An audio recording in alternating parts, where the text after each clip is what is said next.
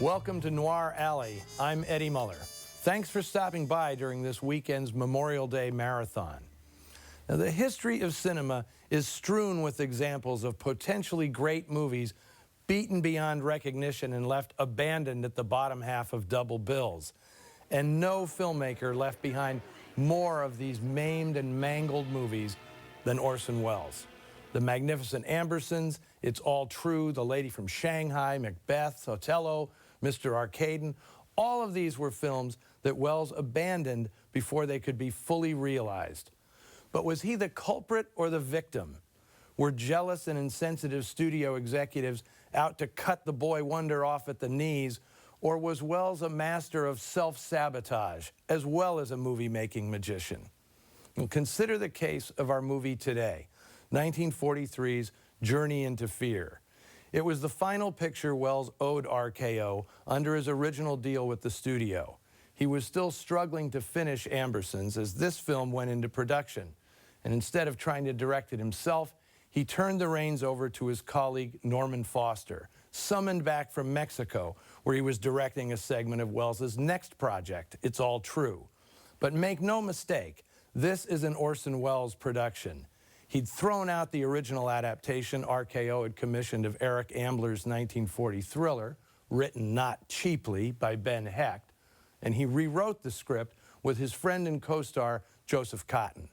In fact, as RKO got increasingly anxious about Welles's stretching himself too thin, he grew more and more insular, filling the cast and crew of Journey into Fear with trusted colleagues from his Mercury Theater, even giving roles to his manager, secretary, and chauffeur.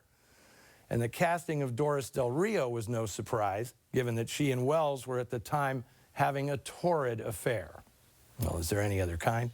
Mademoiselle, vous partez ce soir sur le Télésien? Yes, we are leaving tonight for Batumi. This man is your husband? We are partners. Welles oversaw the production design as well, which brilliantly uses RKO's sound stages to evoke the cramped confines of a mysterious freighter, an ingenious feat of cinema aided in no small measure by the camera work of Carl Struss, whose photographic genius was never again challenged quite like this.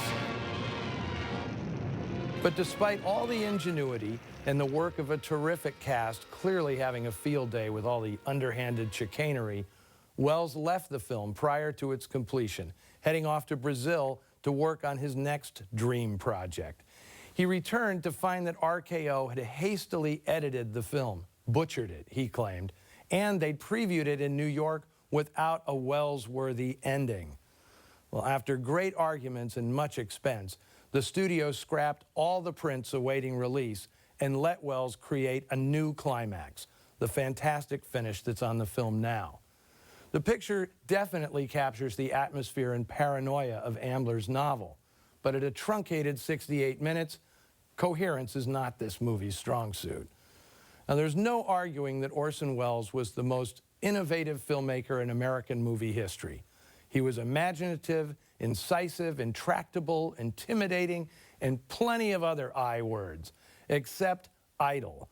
If he had a fault, it was not being able to stay with one project through to completion before rushing off to the next big challenge.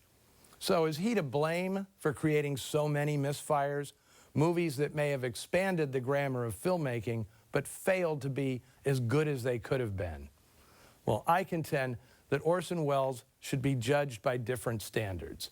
In the mangled remains of the films that could have been, he left clues for everyone else on how to make movies more exciting and awe-inspiring.